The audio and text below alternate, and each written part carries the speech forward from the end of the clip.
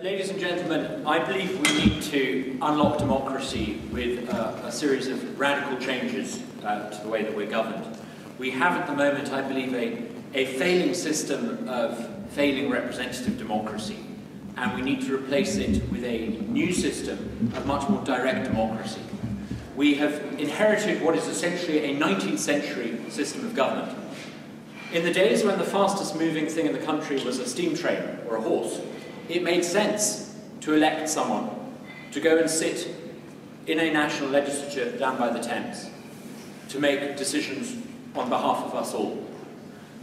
I believe that today, for a number of reasons, including technological reasons, but a whole range of reasons, we need to make democracy much more interactive, much more immediate, and much more direct. I believe that the system of representative democracy itself is increasingly failing.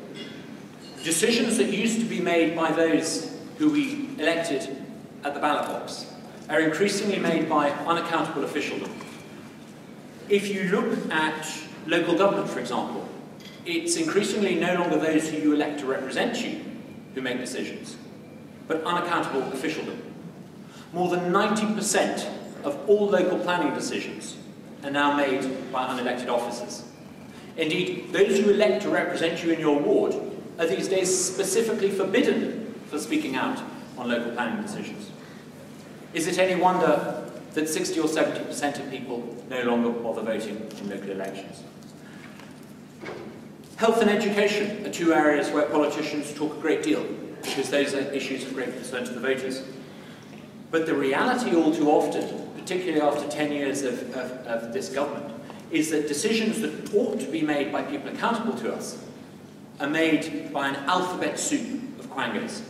If it's not the PCT, it's the SHA or the NICE. There's nothing nice about having the quango state make decisions that should be made by those accountable to us.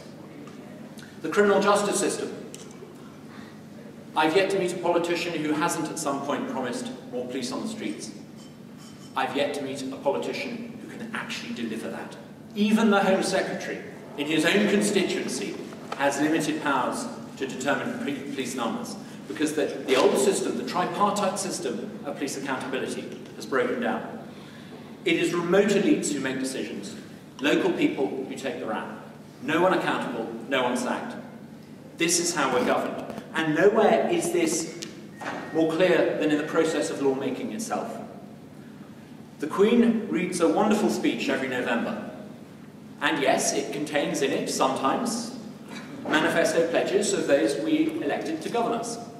But all too often the Queen's speech is a Sir Humphrey's wish list. A wish list of the technocracy, of the ruling permanent bureaucracy. Because of this, there is a detachment between the ruling establishment, the political elite, and the ordinary voter. And this can be marked by falling voter turnout. More and more people perceptively recognise that the key decisions that affect their lives are made by unaccountable officialdom. This explains why they quite rationally choose not to vote, why turnout is declining. Not because they're blissfully content, but because they perceptively recognise it doesn't matter who you vote for, because under the current system, those who elect to represent you don't make the changes. This has created an isolated political elite, and many of the key issues that concern voters, the legitimate issues of concern, have in fact been put beyond the reach of democratic politics. I believe the answer is direct democracy, and I think it's a natural agenda for the centre-right. I'm not going to talk too much about some of the, what you might call the localist aspects of direct democracy. The need for devolving power to town halls, the need for making local government self-financing, the need for giving consumers power over certain public services, the need to make the criminal justice system more locally accountable.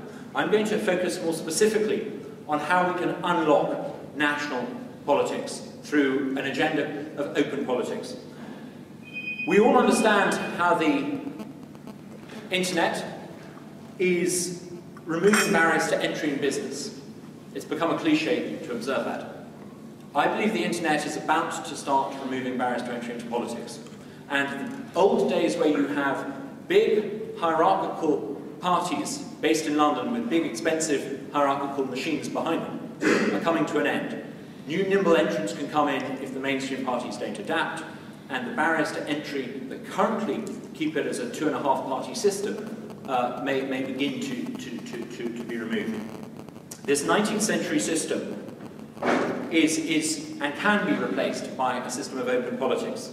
As political parties, we need to adapt, and we've come up with innovations such as open primaries. Technically, they're actually open caucuses, but it's a step in the right direction.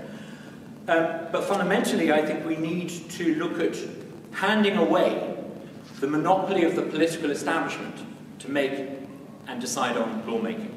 And I think we can do this in 2 ways. One is a right of popular initiative. When the Queen reads her speech every November, she should read out my government's legislative agenda, as she calls it, written for her by Sir Humphrey or occasionally a member of the Cabinet. She should then read out the people's bills, the 12 measures, by popular petition, guaranteed a second reading in the House of Commons. As an MP, I would be under no obligation to vote for it. I would be under no obligation to vote against it. I'd be under no obligation to turn up for the debate at all. But I could no longer pretend that issues of great concern to the voters were things that I need not take an interest in. I could no longer look the voter in the eye and say that I was not willing to take a view on the issues that mattered to them. I think if we had that, politicians would spend less time passing laws that may insulate them from scrutiny and more time debating issues of actual concern to actual people. A right of initiative, though, is not enough. They may have it in New Zealand, but we need to go further. We also need a right of referendum. A right of referendum. This would be a mechanism that would allow the people to stop a legislative measure, to deny it royal assent. So after it had had its second reading, after the political class had decided to make this law, if enough people were able to sign a petition demanding a popular vote, it could be put to the people, and we, the people, could have the final say as to whether or not it became law. Instead, you would also give the monarchy a great new role as being the defender of the people against the technocratic elite and the political establishment. The right of initiative and the right of referenda, I think, would ensure that our political system genuinely produced the results that people wanted. It would insulate us from the grandiose schemes of politicians. Some people say it may lead to extremism.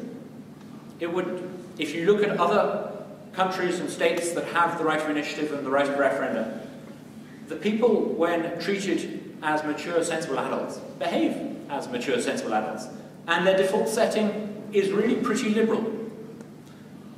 Some people say that it would lead to incoherent policy, as if Sir Humphrey and government policy has never been totally incoherent. I think if we had a right of initiative and a right of referenda, we would see fewer instances of the Dangerous Dogs Act and more instances of those we elect to our national parliament debating and discussing the issues that really matter to us. Finally, I will finish by saying this. The centre-left understands that there is disaffection and disillusionment with the political establishment. So they are talking the talk of citizens' juries, but denying the most important jury of all, the ballot box, the will of the people. And you can see that most clearly on the European referendum question. The centre-left is talking the talk and giving them things like deliberative polling. But these are corporatist con tricks. The only sort of direct democracy is the real democracy of the ballot box. And I think as the centre-right, we can deliver on this agenda. The centre-left cannot deliver on this agenda. And if we do it, not only will we appeal to our core supporters, we will appeal to that growing band of people in the country who are disaffected and disillusioned with the entire political process. Thank you.